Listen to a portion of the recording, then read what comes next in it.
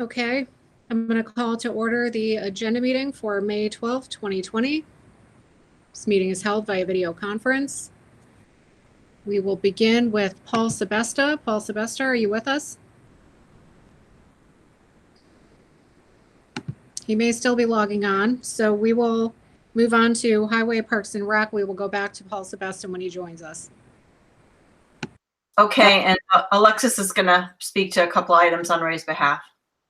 So during Finance Committee, immediately before this agenda meeting, there was discussion regarding the number of radar at speeds display signs we would like to proceed with purchasing given the economic climate. The decision, I believe that was made, correct me if I'm wrong, was that instead of buying 4 signs, we would like me to approach the vendor to see about the cost of purchasing 2. And then I'll present that information to the town board prior to, hopefully by the end of the week, so that it will inform the decision as to the number of signs included in the resolution. Right. I'd just like to add to that of course we talked about the fact that in the prior resolution, when we first approved the initial purchase, which you negotiated at a discount, we had town approval to move forward with 1 and the future 4. You're going to take a look and make sure we had not, pursuant to that resolution, made some sort of contractual obligation to purchase all 4. And if not, again, and even if we did, you're still going to try to negotiate for the 2. So thank you for that, Alexis. No problem. So the second thing is a resolution permanently appointing a maintenance worker in the highway department. This is Ron Lupi. He was appointed actually almost a year ago, May 28th, 2019. He's coming on his year anniversary. So just switching from probationary to permanent. And then Laura Robertson will be handling the item 5.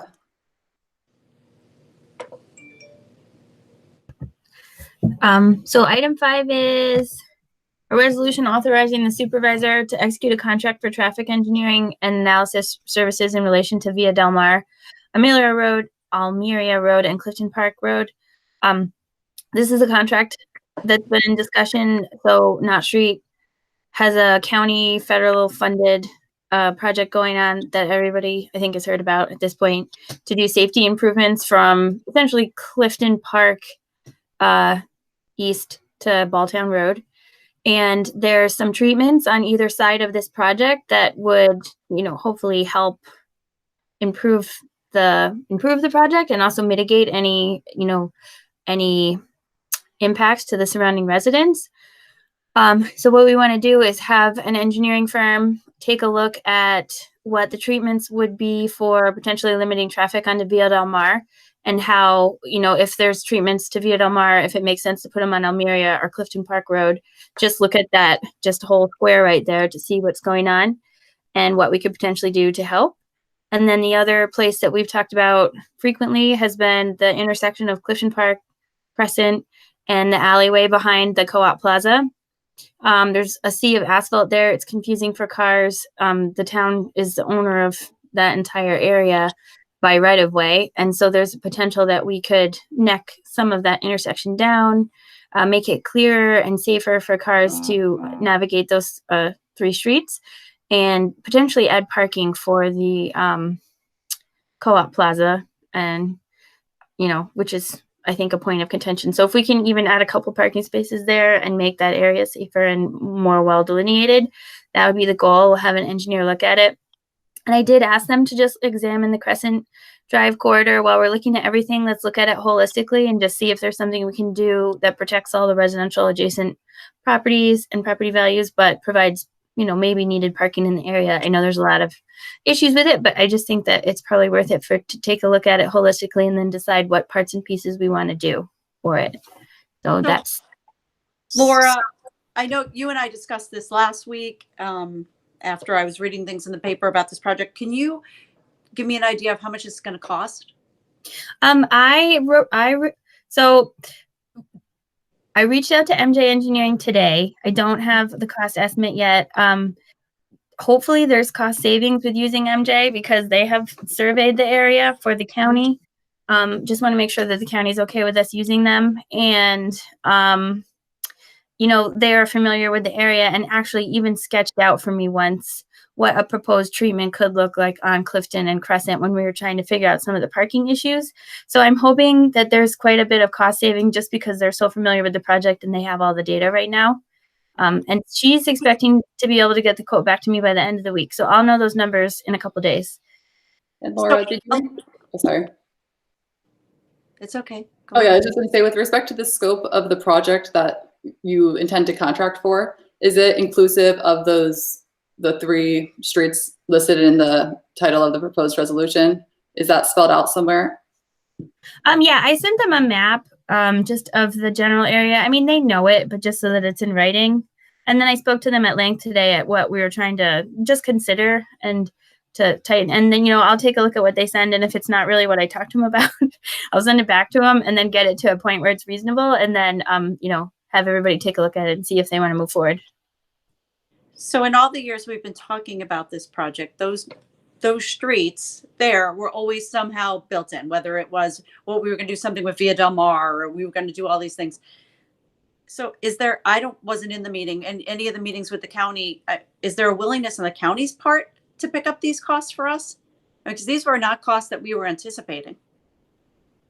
I wasn't at the meeting with the county, and I apologize if I haven't made this clear before, but the federal funds are very constrained in the way that they are spent through the. It's actually awarded through the CDTC. I talk about CDTC all the time. I love them, but the federal funds in this type of funding that's coming down, it's the HSHIP funding. They can't go beyond the right of way of a on-grid street. So that's why Metroplex has been looking at sort of like the offsite improvements. They consider offsite as soon as you get outside of the county right of way. It's anything that needs to be done is no longer eligible for the federal funding grant. If the county was going to help us, it would have to be just like county money that helped. You couldn't use the grant money to help us. And that's just the nature of that funding that comes down from the federal government. It comes from the federal government. It's administrated by the DOT, awarded by the CDTC, and the county spending it. So I know we've never budgeted for the things that we had known have been peripheral to what the county's doing. But I do think that at least my understanding, not that I do the budgeting, or maybe I haven't explained this enough, is that we would have to pay for some of that. Okay. And so, is Matt Yetto on this call now?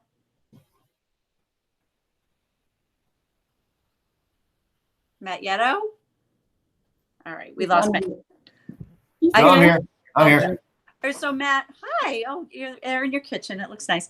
Matt, do you think that you're going to have costs associated with this project? I know no one's talked to you as the town engineer about this, but we have water and sewer lines run under those roads underneath Knott Street. There are ours. Do you think that you're going to have costs? I mean, there's always a potential for costs depending on how extensive they regrade the road. It would be a time for us to look at our utilities and look at the condition and see if it's something we want to address prior to the changes. I don't want to have a whole new road placed over old water main and then have us 2 years later come and dig out to make a repair. Sounds good. Okay. And getting back to this contract, so we don't really know what the details of this are, what MJ has done already for the county.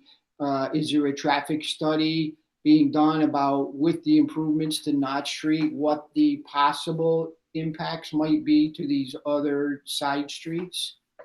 So I know I've asked the county legislators to provide us with all of that kind of material, the traffic study information, anything they have. So I'm trying to get that. Great. And I believe the county folks are meeting right now or an hour ago with the residents over there. So if there's something new and there was some commitment made that we are now on the hook for, perhaps someone can communicate that to us. And once we get these numbers for whatever the engineering studies and everything else will cost. So I guess, Matt, do you need them to look at your end of this as well? No, it's just I'd like to be included as they come up with plans, and just so we can comment. Of course, my understanding is Joe Landry was at that meeting, and he reiterated, he has a good working relationship with Matt, and so I'm sure that will happen, but we'll make certain it does. And is there an urgency to the time frame of this? Apparently, this project's not even going to begin until 2021, correct? It starts in the spring, and my understanding is that the timeline laid out by Paul Sheldon at the county was that they needed to vote on that. Councilwoman McGraw is correct. I think they're voting on it. The county's voting on it tonight so that they can get, the bid out and be ready to conduct the project in the spring, because the business owners were very concerned about having the project completed by, September, the holidays, a busy time for, Niskayuna wines, the co-op, etc. So I believe there was a push for that reason to get, this timeline set, and so that it could be done. I think they approximated it would be a 5-month at maximum project.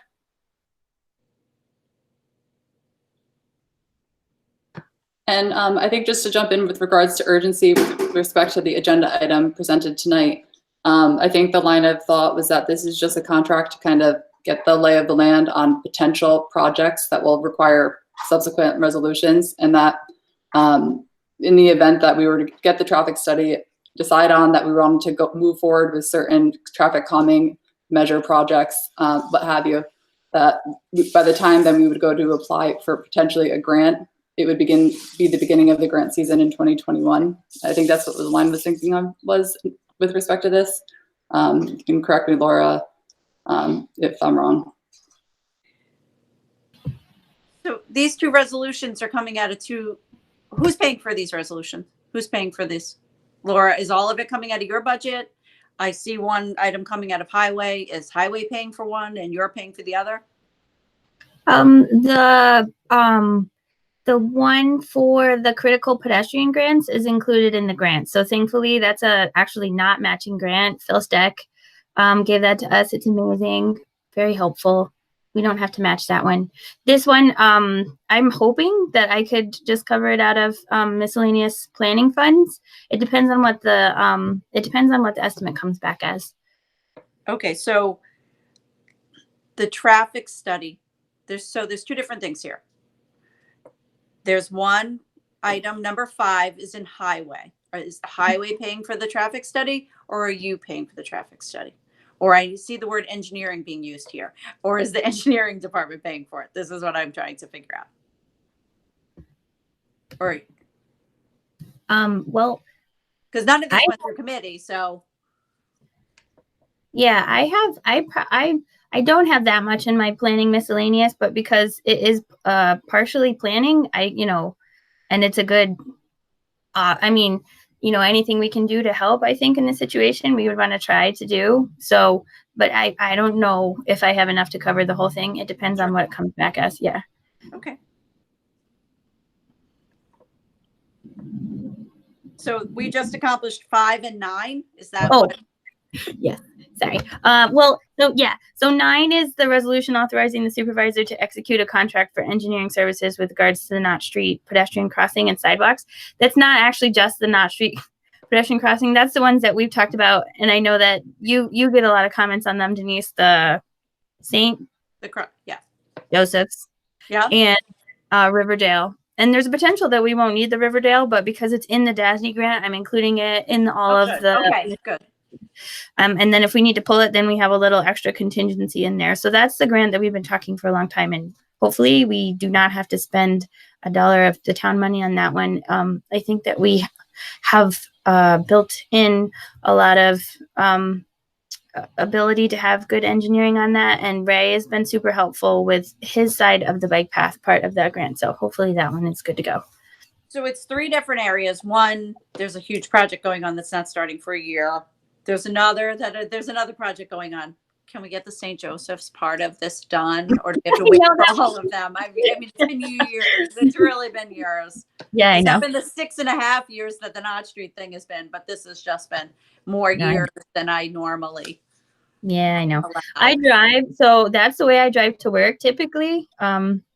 And I see somebody crossing there Somebody standing on either side there with one their out of bicycle every or 3 taking times I a bike. drive by that area. I mean, it's unbelievable how many people cross there.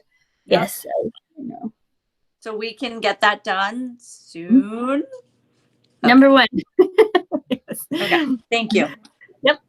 And then the other 2 infill or 3 infills there are a resolution authorizing the supervisor to execute a declaration of restriction and agreement for future use of a portion of lands within the Harmon Grove subdivision. And so this is, if you guys remember when you're on Balltown Road, the new homes that are going up behind Schwaber Drive, there's a portion of land that's behind Riley Way that we used to kind of refer to as like the Barbera development because he had submitted an application for apartment units there. He withdrew that application and Amador has since purchased the land.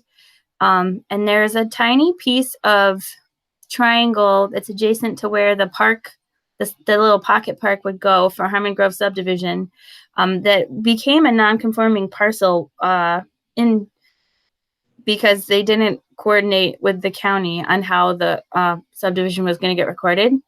And so the way that we're trying to make sure that conforms with code and can meet the requirements of whatever it needs to be used for in the future is to put a restriction, like a deed restriction on there that you could never build on it because it's a non-conforming parcel. And then if Amador ever wants to use it for right of way to access that adjacent parcel, they still have the ability to do that.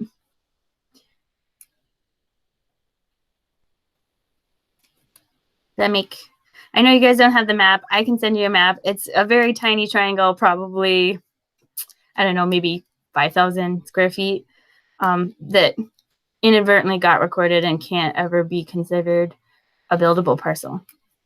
And Paul Briggs and I both reviewed this proposed agreement, and we conveyed to the attorney that we thought it was a great, the terms were fair and that the description all made sense. Okay, and the next one is a resolution appointing a person to the Conservation Advisory Council. I circulated a resume for Ashok Ramasubramanian. He attended a CAC meeting, and I believe actually he came to speak before the town board as well on the Union Street initiative to increase biodiversity on their campus. And when he was speaking with the CAC, he was very excited about the different boards that the town of Niskayuna has, and especially the CAC because it's kind of his heart and soul. And so he has asked if there was a space, and there was one. I could certainly use an additional body there, and he's ready to go, and I think has really good qualifications. So I would love to tag him onto the town board meeting at the end of May if possible. And the last one is a resolution calling for a public hearing for proposed local law authorizing the keeping of hens and single-family residential properties. This is tentative. We've talked about it at our committee meetings a couple times, and I know, Denise, you have a survey out there that we want to wait and get the results from, and I think it's going to be, pending the temperature that the town has for it and, some of the other stuff that we're looking at within the code. But we could have a proposed draft ready to go for people to look at and take public comment on it, take the survey, and then decide how we want to go from there. I guess I leave that up to you guys. I will defer to John, but I will say that I would prefer moving forward on this is that if there is some sort of draft that you would like to put together, I will tell my colleagues, and John certainly knows, he checks in with me about it once a day. About 1,100 people have answered the survey. Wow, that's amazing. And so, but I will say, I think the devil is in the details. So they overwhelmingly say, yes, they want chickens. Okay. But then when you ask more questions, they don't want to pay a fee. They don't think that, any of the town shouldn't be in their backyard telling them what their hen house should look like, just all of these things. So I think that we can certainly look at some draft proposal that you have, Laura. I don't know what, I'll use your word temperature for the rest of our colleagues on this. is. Almost all of them have mentioned something to me about it. Not everyone is as enthusiastic as John Tellerata is about it. And that's what I think the cool thing about the survey is. John loves the idea. I have now lived through the chickens 3 times. So, and I have the claw marks to prove it. So I just, and that's why I think it was cool that we did it together. So again, I will get everybody what has been pulled together so far. That's just the online stuff.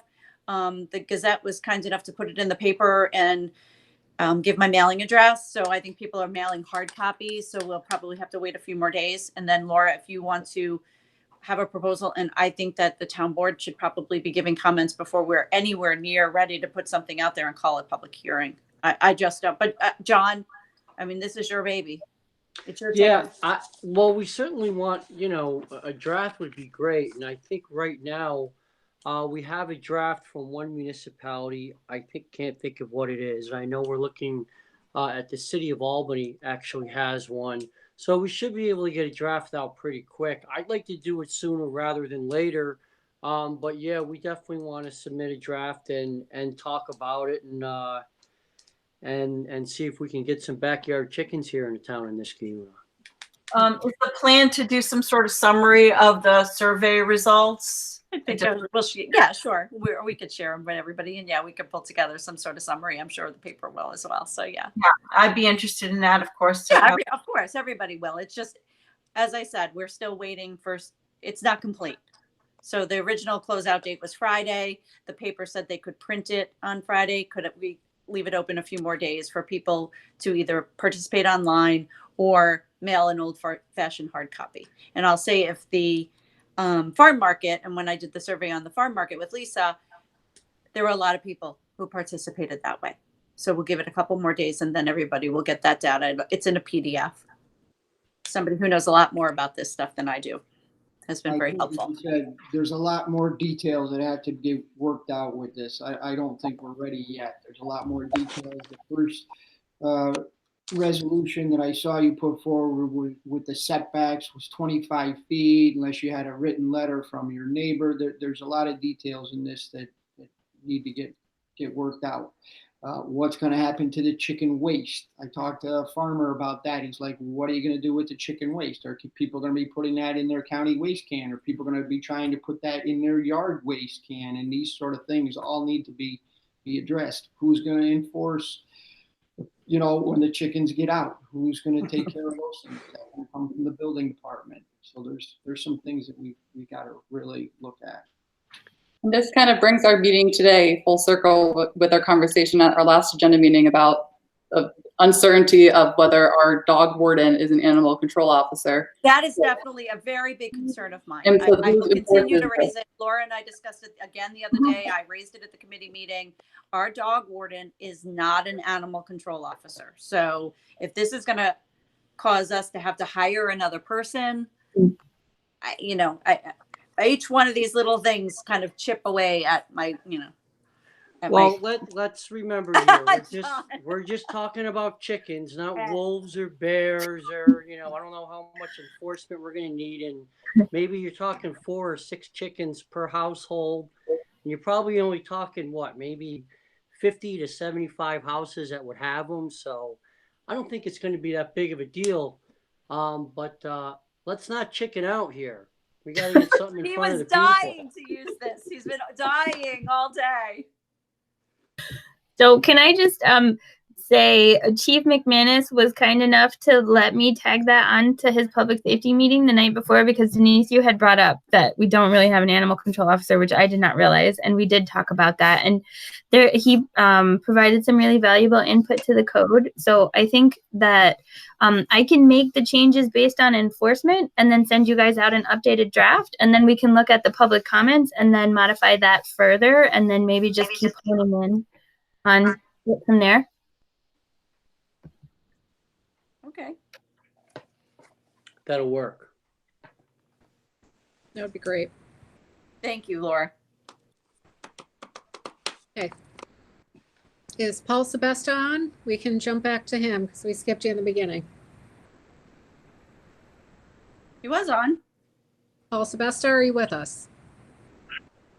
I'm on, however, I'm having a hard time getting the agenda. Oh, you want us to come back to you? Yes, if you would. All right, Well, we'll leave Paul it till. Sebest only has two things. So Paul Sebest only has two things. He's got the budget mod and he's got the touch-free thermometers, which I was going to discuss anyway. So can you talk to those, Paul, or do you need a piece of paper in front of you? No, I don't need a piece of paper. The budget mods, there are only a small number of them. Some money coming from grants, some coming from fund balance for the purchase of tasers and speed signs, and there's continual negotiation with the speed signs by Alexis to determine what the ultimate final number is going to be. It was proposed to be 5. Sounds like it may end up being 3 to lessen the impact on our contingency. And I think that does it for budget mods. The touch-free thermometers was something that I threw out there a few days ago with our monitoring of our employees' health, along with other symptom monitoring that we should be doing for the CDC recommendation. And I don't have any information as to where to purchase them. I know they're in short supply like everything else, but it was just something that I mentioned. I don't know.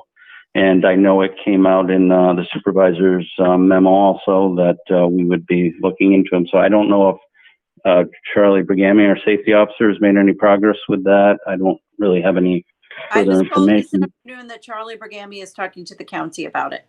And we discussed it as it relates to the summer employees and how we are going to be able to run the summer programs. And we would be doing temperature checks there. So I know that now time has become of the essence. You know, we're going to try to open up town hall more and more. We have more employees cycling back on, and we're starting to run town programs starting in less than a month. So, well, it was mine rather than later. Yeah, and it's great for those programs. I think they should be in every department, at every facility. Absolutely. It's just one of the monitoring methods for early detection, and that's key. So, temperature and other known symptoms. It's just one of the symptoms we can monitor. But if you can get it, I would. I don't know if they're offering them for free. They're not all that expensive. I know they can be, if you can get them, they're in the $50 range. I think it's a wise investment. How many Anyway. do we need? I know Paul Sebastian earlier last week.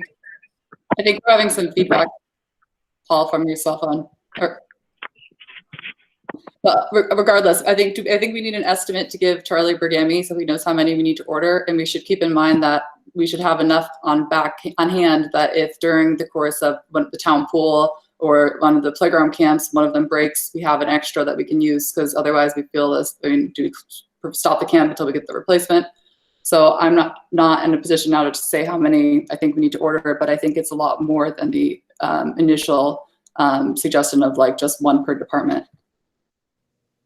So I noticed he was recommending I was initially I was just thinking of departments. I didn't even have the rec program in mind, but certainly you could never have too many, and I did suggest having extras on hand in the event of a failure. But I think 20 to 30 would be a good starting point. Well, the pool is going to need them, and then we're going to have at least playground camp locations, maybe up to 5, depending on whether the schools will be available to us or not. But the 3 parks and then the pool as well. So that's 5, 7 right there. So is the CDC recommending this for all workplace? I know originally they had recommended it for healthcare facilities, and they would actually give you a little survey before they took your temperature about any symptoms. And if so, who's going to be administering these temperature checks? How is this information then going to be tracked, and who's going to be responsible for this? So we're not So going to be tracking it. It's really going to be something that we, at least with the summer programs, where if a kid comes in with 104 temperature, they're going to be sent home, Bill. So we're not going to be tracking, writing it down, or anything like that. We're not in a position to be able to do that, Bill. But Paul Sebesta is going to have to give us the guidance for our other employees. From a legal perspective, there's a difference, as Councilwoman McGraw pointed out, between taking the temperature of a member of the public and taking a temperature of employees. The recommendation is to have employees, if we're doing daily health check-ins, to have them take their own temperature using the no-touch thermometer, and to inform the person, the department head, or Sebesta is just rejoining the meeting. He must have gotten booted off. So there's options. That would be the easiest option, is to say, I think I've spoken with a couple of other neighboring municipalities that have ordered or intend to use thermometers for employees, and they said they were just going to put it at a designated location and have someone responsible for cleaning it, and just kind of rely on the good faith of employees to, if their temperature is above a certain number, which we'd obviously, Sebesta's office hopefully could give some clear-cut guidance, that they would go home. But yeah, CDC does say that it's essential to keeping your workforce healthy once we reintroduce it, is daily health check-ins.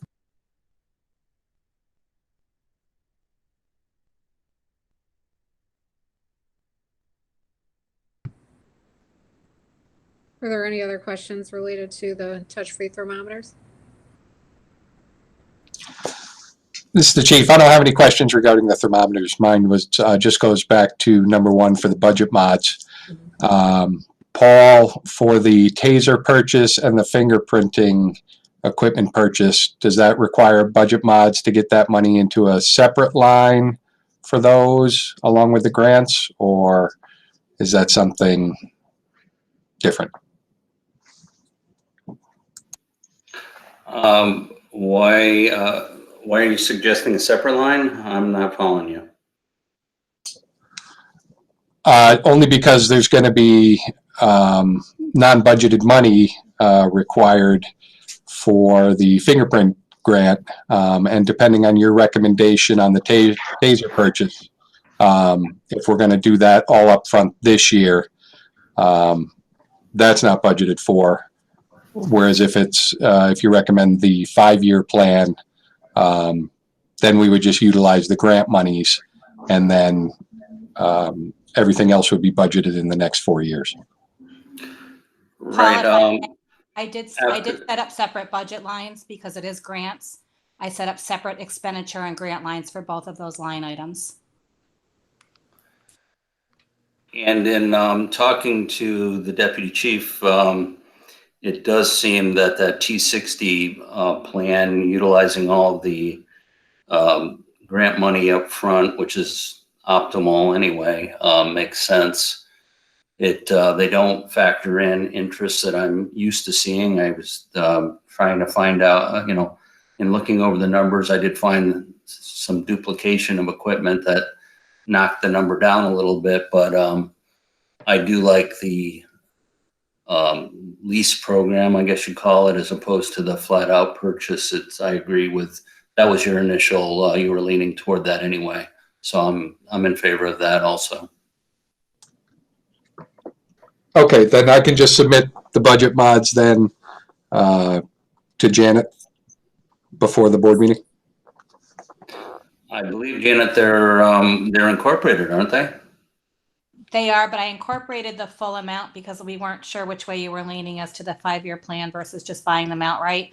So I believe I put them in for the entire, I believe it was a cheap $20,000 we discussed, 20 or 21,000, I believe, for the fingerprint machine. Yeah, just under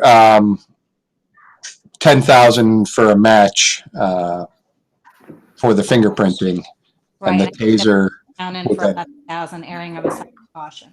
Right. Correct. So you have more than enough. Then we can make the correction in the following month.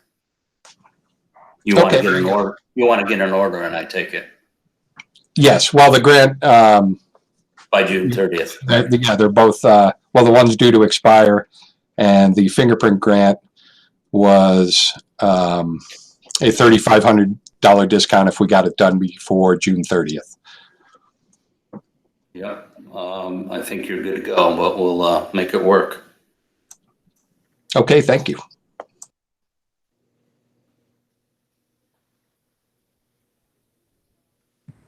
Okay, great. Without any further questions, we will move on to Public Works and Matt Yetto. Thank you. Hey, Paul, there was one item on finance that was not mentioned. It was the additional features for the water, or for the splash pad and vortex. We needed the finance approval for that.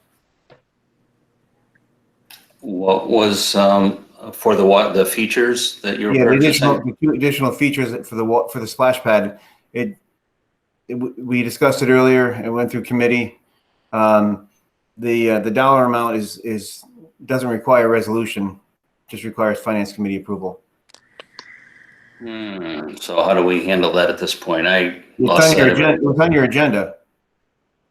Yeah, that's all grant money, right, Matt? Is that correct? It was bonded money. Bonded money. Yeah, so we came in under budget with the bonded money, and we can only use it for that project. It wasn't. I didn't notice it on the agenda, but it was there. It was on the, we just didn't get that far. Well, I don't know how to handle it at this point. Any I tried to mention recommendations? it. I tried to catch it at the last meeting, and people dropped off before I had a chance to say anything. Any recommendations from the legal department? It requires finance approval. We could. So I do have. I would suggest you do it right now, Paul. Board meeting? Yeah, you have all the finance voting members right here.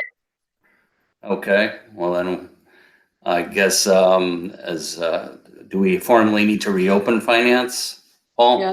No, you can do it in the context of this meeting.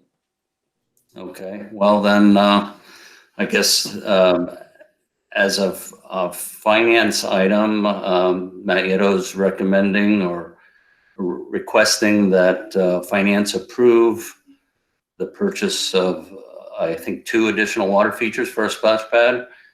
Is that correct, Matt, too? Yeah, utilizing money that was left over from the project last year. Right. Residual bond money.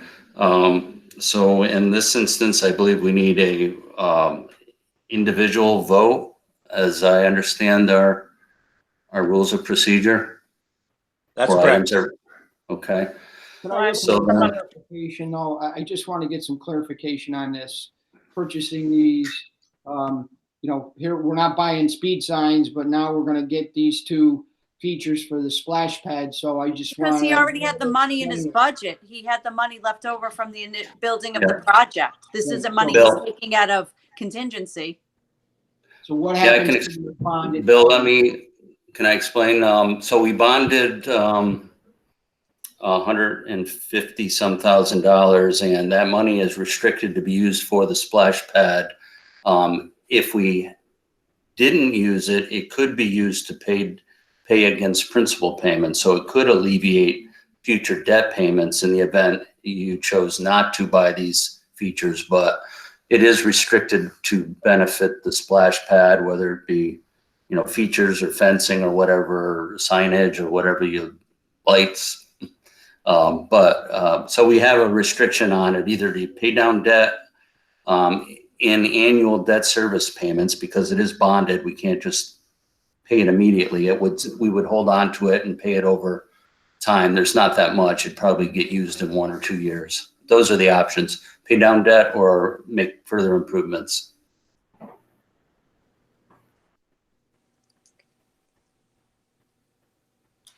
All right, thank you. What are the costs? Sorry, go ahead, Bill. I was just going to ask again if we had the exact cost of the features. It said 8,000 to 10,000, as I recall from the prior. Yeah, so it's going to be $9,376. and 25 cents.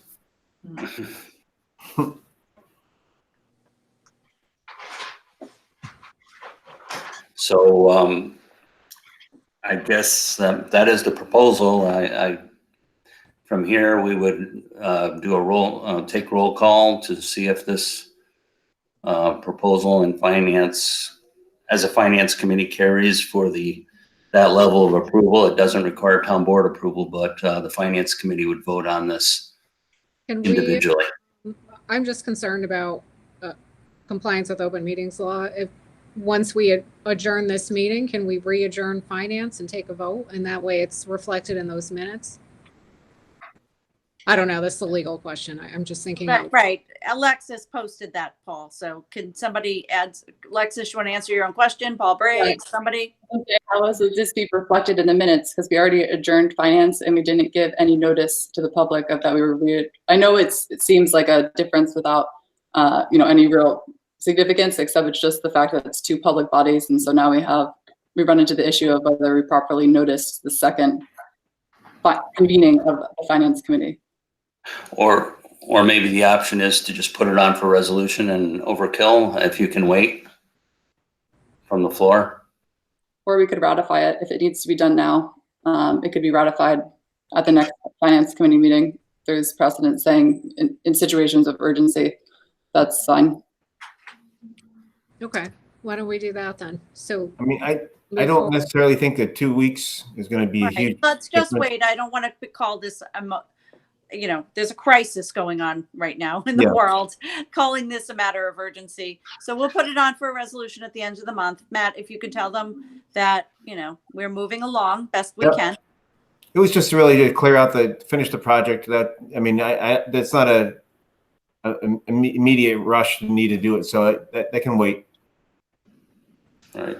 And I agree. It could use a few more features. It looks a little barren to me. The original design left 2 empty spots right. for future expansion. When we did the final tally on all the costs, we were under budget. So that's why we wanted to move forward. Okay. Sorry, I missed it. No problem. I tried, but everybody dropped off that other meeting too quickly. Public Works then.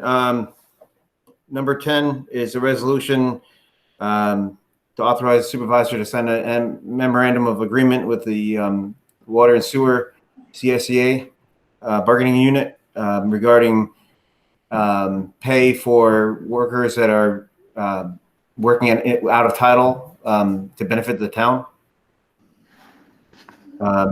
We've gone back and forth for a while, but I think that the latest draft now, all parties are happy with it. It would just allow for movement within our own staff without going outside to bring in people. The way the contract's currently written, there's an economic reason for guys not to want to move to other positions. Just having to do with where they are in their pay scale and things like that. 11 is a resolution to purchase a portable pump for the water and sewer department. Paul, we're looking at using GSA on this. Did you have any feedback on that, Rebecca? I haven't had a chance. The process to use that to take advantage of that program or their pricing, as I read it, requires us to contact them and get their approval, and I have not done that. Okay. I don't know how quick that process is because it was described as mailing them a letter. So I can only imagine. I don't know if, I understand Colony or other neighboring towns have used it, and maybe they went, I don't know if you've asked them that question, if they went through the procedure. I think it was number 11 where how, if you're not one of the agencies named on Appendix B, you were supposed to go through this other process. Would it be helpful if I could get you, see if they had a copy of their letter that they sent in for you? I think so. Okay, do that. It gives us some credibility, or, Okay.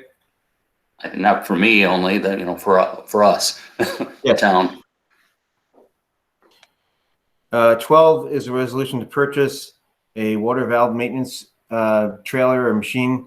Go back to 11 too. Both of these were bonded for, both these purchases. So the water valve maintenance trailer, that is currently out to bid right now. The bid opening is on the 21st, and we will turn around the bid results and have a recommendation prior to the meeting. 13 is just a resolution to approve the first quarter of 2020 corporate utility warrant. Standard, nothing special there. 14 is a resolution to award a contract to replace a high lift pump at the water plant. It's one of the 3 pumps that we use to pump water into the distribution system. The current one that's there is beyond repair. It has a leak. We're getting by with the other 2, but when production and demand changes for the summer, that pump will be necessary. I have a price from 2 prices from contractors to do the work. Let's see. 15 is a resolution to execute a contract with Newcastle Paving. They're the contractor who is doing the circle project for the county at intersection of Rosendale and River Road. That part of their work did include some modification to a fire hydrant on the corner and extending a piece of pipe. Unfortunately, when I met with the contractor out there a week and a half ago, there were serious constructability issues with their plan. And I was uncomfortable with what they were going to do as far as just extending the section of pipe and move the hydrant. The last time someone touched that fire hydrant, it blew off of the main and we lost 2 million gallons of water from our water tank and depressurized the entire system.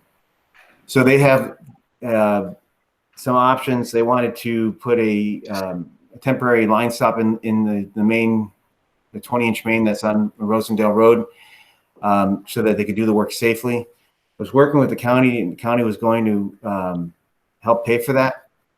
And because they were doing that work, I wanted to take advantage of some of the money that we had left over in the bonded money for water main work from the Mohawk Road project, which came in under budget, to replace the section of main underneath that circle. So the old 20-inch water main that is under a portion of that new circle dates back to the 1960s.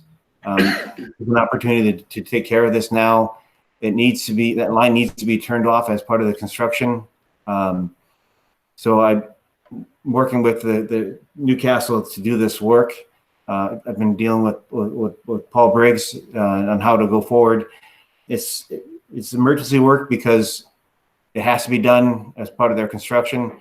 But it also allows us to remove a water valve that was left in place when we replaced another valve next to it, which is dating to the 1960s as well, which is not good to leave in the ground, especially when you're doing all this heavy construction over the top of it and you're now routing traffic over the top of it. It used to be in the shoulder. So the contract is looking to be somewhere between, I think it will end up settling somewhere between $50,000 and $70,000 to do the work. But in the end, it would make for a better end product for that circle and for our water system. And I have approximately $88,000 left over in bonded money for water main work that was going to go towards Mohawk Road, but that project came in under budget. So I'd like to try to do this work. They can do it next week. It's part of the schedule for the county circle, sort of requires it be done next week. So I'd like to try to do this as emergency. Paul, is there anything else we would need to do? Briggs? I believe the emergency procedure requires you to notify the town board. Okay. I mean, You accomplished that. I would have done this work last year, but we didn't have the money. We were saving the money for Mohawk Road. And because everything's just coming together, and then on top of that, with that additional issue with the fire hydrant, apparently the county spoke to my predecessor and was given the green light that this was a good thing to do, without the special safety precautions that I think are necessary. So when I met with the contractor, I didn't feel it was safe. Not to mention, I don't want to put our system in a situation where we could end up having a townwide boil water order, which is what happened last time. No, Matt, you've been working on this for a while. You were hopeful that the county would partner with us on it or help us do the work. You've worked very hard. You've been in a lot of conversations. So thank you for keeping us up to speed on it. I think the issue with the county is it's a grant funded project, and they only have so much wiggle room with their contract. And Sure.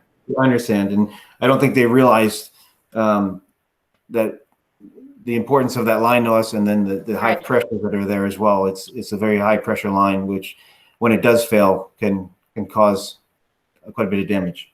That's what I've seen.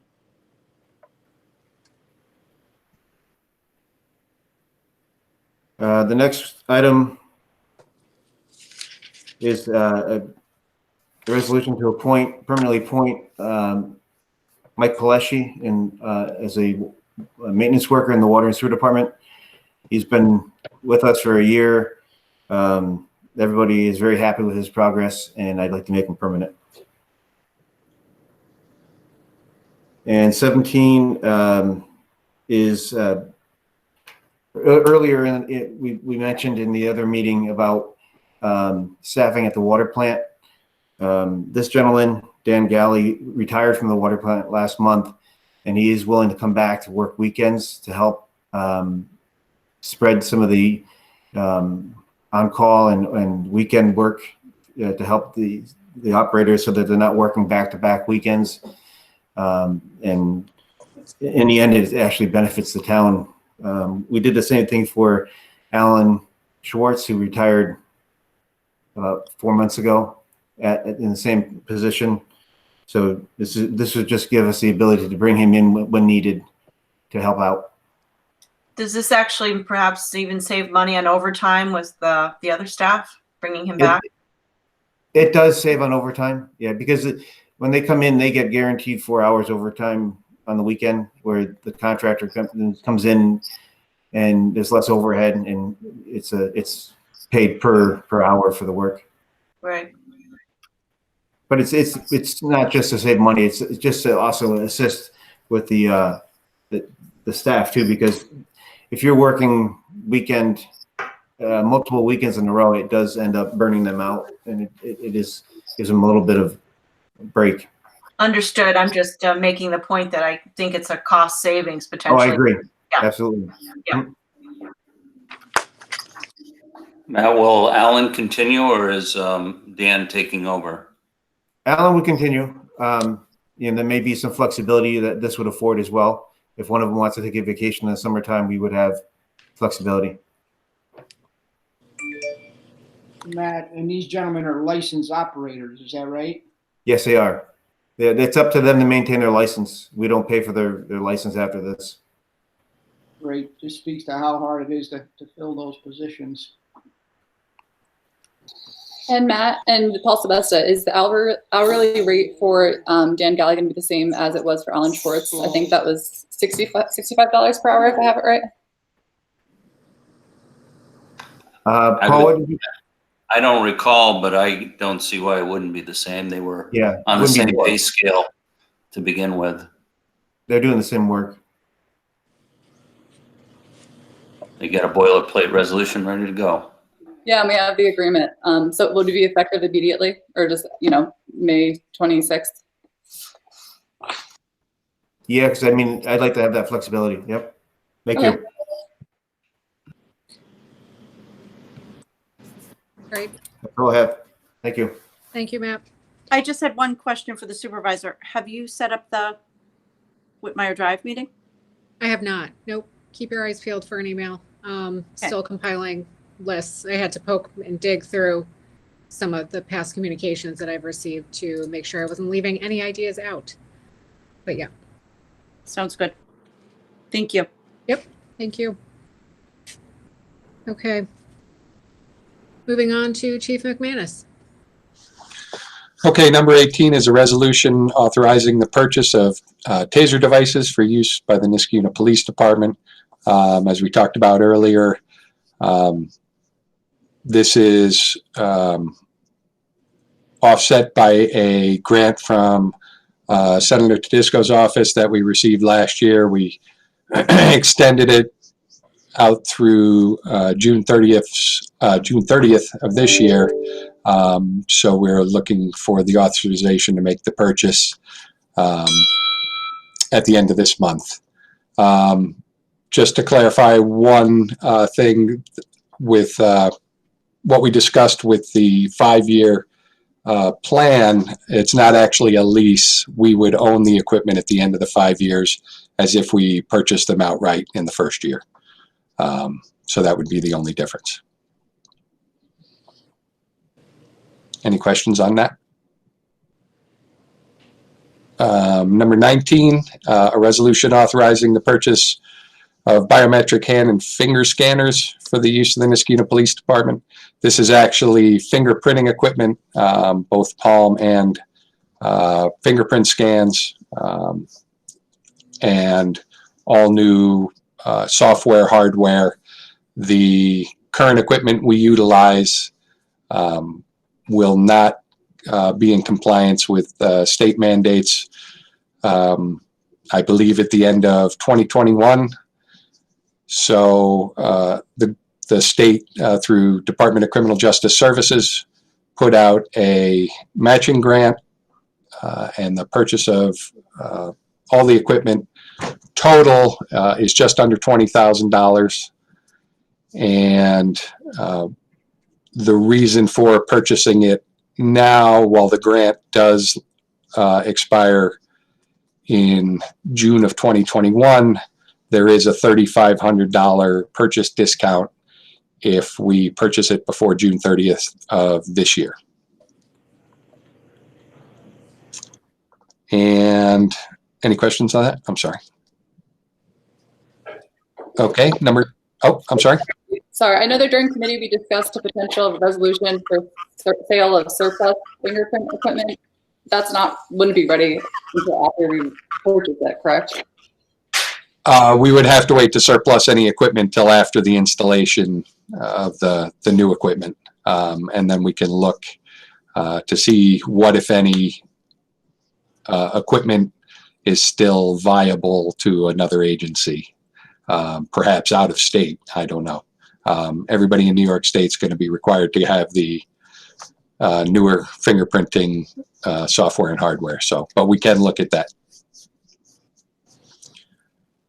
Number 20 is a ceremonial resolution recognizing and honoring members of the Niskayuna Police Department. This is National Police Week, May 10th through the 16th.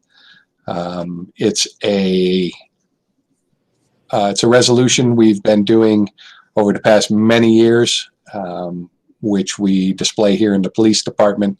So I would just like to continue that tradition in honoring the men and women who work for the Niskayuna Police Department and all they do. And that's all I have. Chief, just one question. You cut in and out a little bit on the item about tasers. Yes. Does the police force currently use tasers? We do not. We're actually one of the few police departments. We're the last police department in the county, probably one of the few left in the state that don't, and nationally that don't. We've talked, both Paul Sebesta and I, in talking to the risk management people and everything else with injuries to officers. Quite honestly, they were surprised that we we didn't have them. We've seen over the past several years injuries to our officers who were in situations where the use of force in, hand-to-hand or hands-on with resistant individuals resulted in several long-term injuries that we would hope to avoid by moving to tasers. Yeah, I'm surprised to hear you haven't had them for some time yet, but thank you. You're welcome. Thank you. Yeah. Okay, great. I just had a couple more things. Yep. So I'm going to add one item. I'd like an additional resolution for the end of the month to amend Resolution 60, our much worked on Resolution 60, to make the Safety Committee a subcommittee of the Public Safety Committee and have the chairman of the Public Safety Committee be the chair of the Safety Committee. I've discussed it with the chair of the Public Safety Committee. He can speak for himself. He's on the line. But I would just like to move forward with that so that it's a public meeting. It's established under public safety, and the Public Safety Committee chairman can chair it. Sure. Yep. And Bill has been the committee chair of safety. So Bill, if you'd like to speak to that would... Yes, this committee was, when I first got on the board, 5 years ago, it was a very sort of loose committee, and it was new. It was a new thing. It didn't meet all the time. So didn't meet all the time. Met once in a while. Then we started to have these quarterly meetings, and now more than ever, it as we can see, is important. And I think, as Denise said, it would be best to have it an official committee with open meetings laws and that, rather than just an internal committee. Okay. Sure, that could be accomplished. Also, at that meeting, we discussed on Friday the possibility of the need to buy hand sanitizer stations, not only for town hall, but other town facilities. We don't know what the cost of those items are going to be. I'm not sure if we need a resolution for that, or if we're going to be able to do that without finance approval. We don't know what the cost is going to be. We need them everywhere. We're going to need them at the parks. We're going to need them all over everywhere. So exactly. So, and I don't know, Paul Sylvester, maybe you can speak to this, if it's going to get split up between all the different departments, or if we're, how we'll handle those sort of expenses. Yeah, they're relatively inexpensive. The refills, the pouches of the disinfectant and just the soaps or disinfectants are where they get you. They almost give away the dispensers. Right. Mm-hmm. No, it's gonna be, who knows? It might be masks. It may be other items too. I think there's gloves.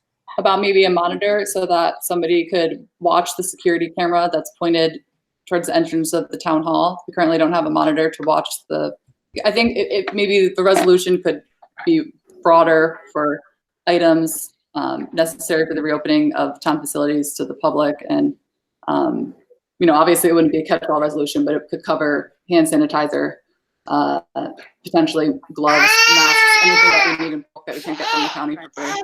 Just tentatively. Well, Just with regards to the cameras and being monitored, Alexis, the current infrastructure for that's not going to really be feasible for monitoring. I know Charlie Bergami's been talking about the upgrade of all the cameras in and around town hall. I was using a monitor in the very the sense of a computer monitor. He has extra video security cameras in use, but that was just nothing for people to do in real time, that footage. I mean, it's something I'll have to talk to him about, and we'll have to look at. I'm not sure the current the system we have now is pretty outdated, and it's only here in the police department. I know he was going to be able to talk about with the new equipment being able to have a little more flexibility with that going. So we might have to check in with him on that. That's all. And I think we may be utilizing all the capable ports for cameras. This is what I recall going back a ways. You can't just continually plug cameras into the system. And as the chief was saying, it has its limitations. If you're looking for a standalone monitoring system, that probably could be accomplished. If it's not, it doesn't need recording and other capabilities. Right, almost like a GoPro with a monitor or something.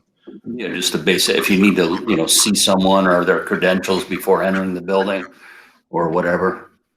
I don't know where we're going with this, honestly, but.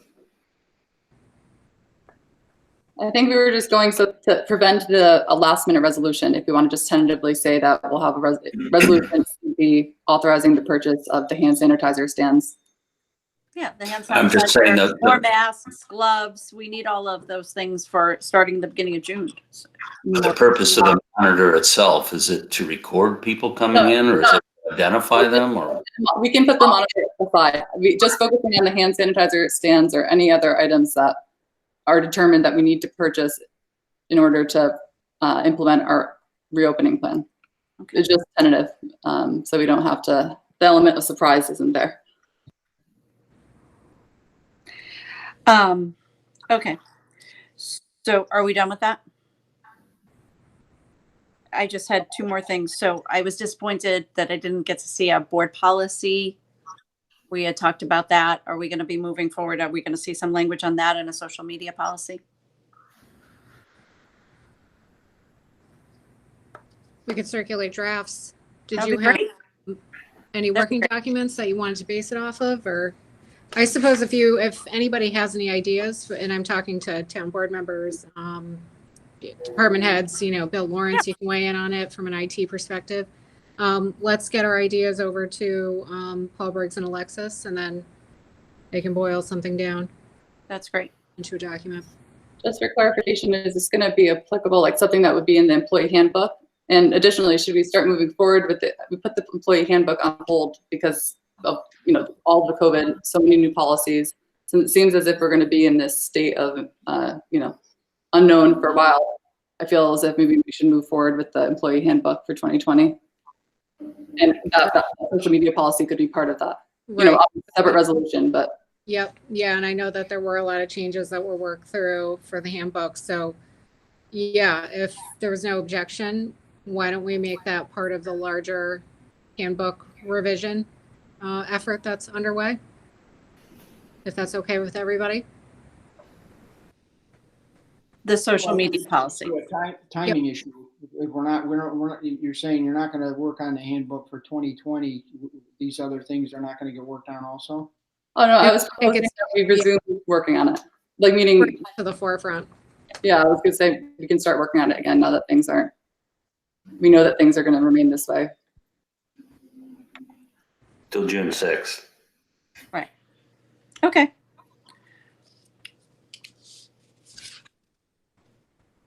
Okay. Any other questions, additions, subtractions? Okay. Seeing none, I will make a motion to adjourn if I could have a second. Second. Thank you. All those in favor signify by saying aye. Aye. Aye. Aye. Any opposed? Aye. Any opposed? Okay, we're adjourned for the evening. Everybody have a wonderful night. Enjoy the You rest too. of your week. Thank you, Supervisor. Thank Bye. you. Bye. Let me know what forms of social media you want covered. Do you guys want like the TikTok dancing thing or just like Facebook?